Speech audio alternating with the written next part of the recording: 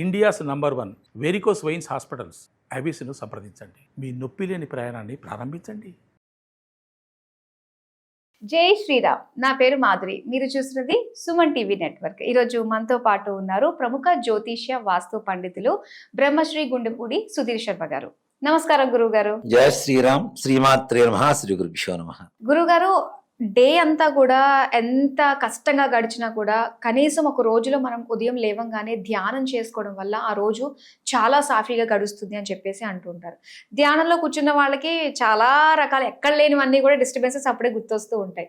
అసలు ఈ ధ్యానంలో చంచలంగా కాకుండా అచంచలంగా ఉండాలి అంటే అసలు ఏం చేయాలి గురువు గారు? మనం పొద్దున్నే లేవగానే ఏదైతే మన మైండ్లో ఉంటుందో దాని ఇంపాక్ట్ ఆ రోజు మొత్తం మీద ఉంటుంది.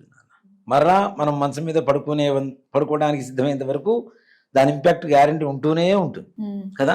అవునండి. అందుకనే మన మునులు ఋషులు ఇవన్నీ కూడా మంచి ఆలోచన ఇచ్చారు. మనకు పొద్దున్నే లేవగానే ఏం చేయమని చెబుతాం? ఏదైనా భగవంతుడి స్వరూపాన్ని చూడమని చెబుతాం. భగవంతుడి ఫోటోలు, ఏ ఫోటోలు మళ్ళీ బెడ్రూమ్లో పెట్టుకోకూడదు, ఇదొక పెద్ద అనుమానాలు ఉంటాయి. కాబట్టి దీనికంటే కరాగ్రే వసతే లక్ష్మీ కరమూలేతు సరస్వతి, అవునా? శ్లోకం ఉందా? శ్లోకాన్ని చూసుకొని చక్కగా చేతుల్లో చూసుకుంటే ఇప్పుడు మనకుండేటువంటి దారిద్ర్యం కావచ్చు, అదృష్టం కావచ్చు, రేఖలే కదా నాన్న, హస్తరేఖలే కదా. దీంట్లోనే లక్ష్మీ, సరస్వతి, గౌరీ ముగ్గురు ఉన్నారు. మహాలక్ష్మి, మహాకాళి, మహాసరస్వతి ముగ్గురు ఉన్నారు. ఇవి చూసుకొని ముందు నమస్కారం చేసుకొని కింద దిగేటప్పుడు కూడా కాలు మంచం మీద నుంచి కింద పెట్టేటప్పుడు కూడా శ్లోకం ఉంటుంది. అవునా? అంటే ఇన్ని శిఖరాలు, గోపురాలు ఇవన్నీ మోస్తున్నటువంటి భూమాత తల్లి, నీ మీద నేను కాలు పెడుతున్నాను అని చెప్పి శ్లోకం చెప్పుకొని కింద కాలు పెడతాం. ఇలాంటి ఆధ్యాత్మిక చింతన మన మైండ్లో మొదటి నుంచి ఉంటే ఆటోమేటిక్గా వీటితో పాటే మనం మొదలు పెడతాం. మన జీవితం కూడా ఆ రోజు సాఫీగా సాగిపోతూ ఉంటుంది. ధ్యానం, పూజలో కూర్చున్న తర్వాత కూడా అనేక రకాలైనటువంటి ఆలోచనలు ఉంటాయి. అసలు విపరీతమైనటువంటి ఆలోచన.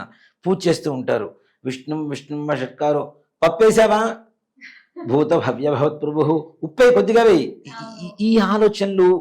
దీంతో పాటుగా పోనీ ఇవన్నీ వదిలేసిన పొద్దునే వంట చేసుకొని మేము పూజ చేసుకుంటామని కూర్చున్నా, పిల్లవాడి డిగ్రీ పూర్తిగా అవుతుందో కాదో, ఎన్ని మార్కులు వస్తాయో రావు, వాడికి పాపం ఎన్ని సబ్జెక్టులు మిగిలిపోతాయో ఈ ఆలోచన, మా పిల్లవాడికి ఉద్యోగం వస్తుందో రాదో, మా అమ్మాయికి పెళ్ళి అవుతుందో లేదో ఈ ఆలోచన. వీటన్నిటికీ మూలం ఒకటి ఉంటుంది నాన్న, శ్వాస మీద ధ్యాస. యోగా అంటాం కదా. యోగా అనేటువంటిది తర్వాత పేర్లు యోగా అనేటువంటి దీంతో ముందుకు తీసుకొచ్చారు. కానీ ప్రాణాయామం చేస్తాం మనం. పూజ చేసేటప్పుడు కూడా ఏం చేస్తాం మనం? ముక్కు పట్టుకోవడం చెబుతారు చాలామంది. ముక్కు పట్టుకోవడం కాదు, ప్రాణాయామే వినియోగ. మంత్రం కూడా ఓం భూ, ఓం భువ కింద కుదులుతుంటారు, ఓం శువ, ఓం మహ పైకి పీల్చడం, కింద కుదలటం. మంత్రం కూడా అంతుందా అండి? జస్ట్ నార్మల్ గా చేసేస్తూ ఉంటాం. ప్రాణాయామం చేసేటప్పుడు కూడా ఇట్లా ఒక వేలుతో ఇట్లా ముక్కు మూస్తానన్నా, ఇలా పీల్చినప్పుడు ఈ ముక్కు మూసేసి ఈ ముక్కుతో ఎంతసేపు అయితే మనం ఇక్కడ గాలి పీల్చామో దానికి డబల్ టైం కింద కుదలాలి. ఈ ముక్కులోంచి పక్క ముక్కులోంచి కింద డబల్ టైం. ఒక 10 సెకండ్లు పైకి పీల్చాము, 20 సెకండ్స్ కింద కుదలాలి. అప్పుడు ఈ కడుపే కాదు, ఇది కూడా శుద్ధి పొందుతుంది. అసలు ప్రాణాయామం చేసేదే మన శరీరంలో ఉండేటువంటి అవయవాలు, మన మనస్సు శుద్ధి పొందడం కోసమే ప్రాణాయామం చేస్తాం పూజలు. ఇవన్నీ కూడా పూజలో జొప్పించారు మనకి. దేనికంటే మనస్సు ప్రశాంతంగా ఉండడం కోసం.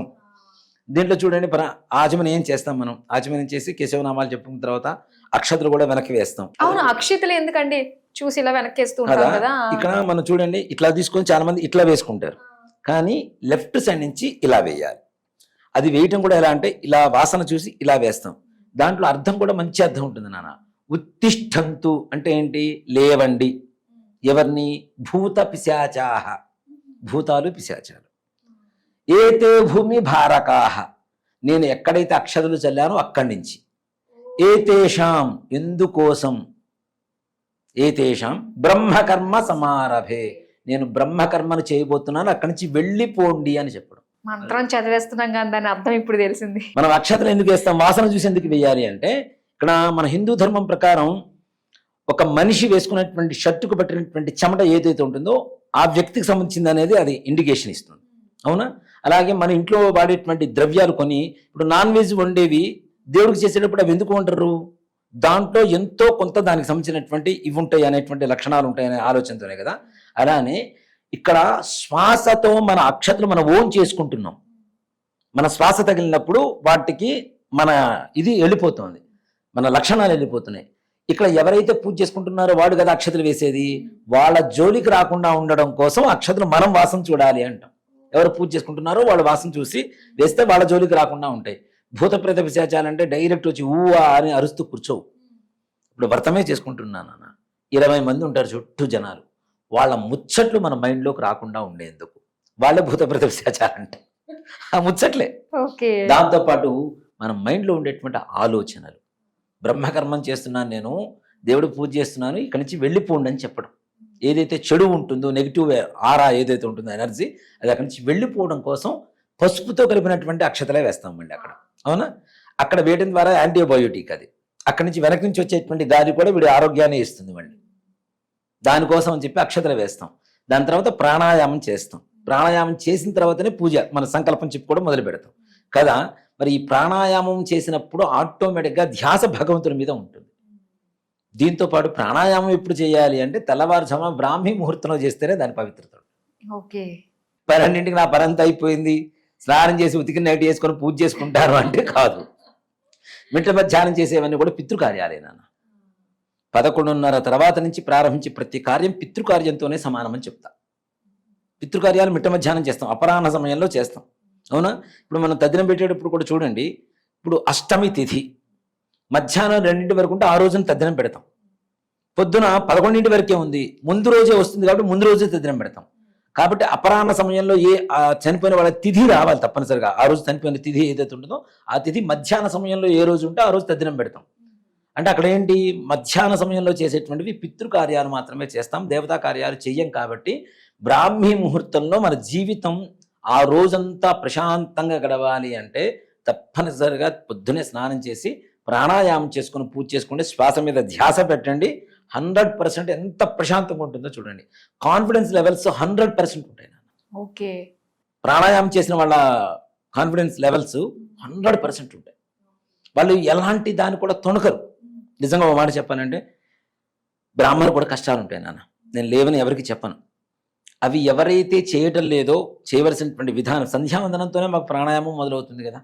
ఓకే. అవునా? ఎవరైతే చేయట్లేదో వాళ్ళకి తొణికిసలాటలు ఇట్లాంటివి ఎక్కువగా ఉంటాయి. చేసిన వాడు ప్రశాంతంగా ఎన్ని కష్టాలు వచ్చినా కష్టమా రాని అయితే ఏంటి అన్నట్టుగానే ఉంటారు. కానీ కష్టం వచ్చింది అమ్మో అని చెప్పి మునిగిపోయేటువంటి పరిస్థితులు ఎవరు ఉండరు. ప్రాణాయామం చాలా విశేషమైనటువంటి ఒక అంశం కాబట్టి మనకి పూజలో దాన్ని ఒక పద్ధతిగా జొప్పించి మరీ మనకి అందజేశారు మన మునులు. అది తెల్లవారుజామున చేస్తే ఇంకా చాలా ఇప్పుడు పొద్దున వచ్చే గాలి కూడా ఎంత ప్రశాంతంగా ఉంటుంది నాన్న. చాలా బాగుంటుందండి కదా. 4 గంటలకు వచ్చేటువంటి గాలి ఎంత బాగుంటుంది. ఆ గాలిని లోపల తీసుకోవడం వల్ల మన జ్ఞానేంద్రియాలు, పంచేంద్రియాలు అన్నీ కూడా సవ్యంగా పనిచేస్తాయి. మన మనస్సు ప్రశాంతంగా పనిచేస్తుంది. తద్వారా మనం ఆరోగ్యవంతంగా ఉంటాం. మనోవైకల్యం లేకుండా ప్రశాంతంగా ఉండడానికి రోజు మొత్తం కూడా తప్పనిసరిగా ఉపయోగపడుతుంది. ఇవి మిస్ అవుతున్నాయి కాబట్టి ఇన్ని రకాల సమస్యలతోటి జీవితం సాగించాల్సి అంతే కదా వస్తుంది. నాన్న. చాలా బాగా తెలియజేశారు గురుగారు ధ్యానానికి సంబంధించి. ధన్యవాదాలు. శ్రీమాత్రే నమః. శ్రీ గురుభ్యో నమః.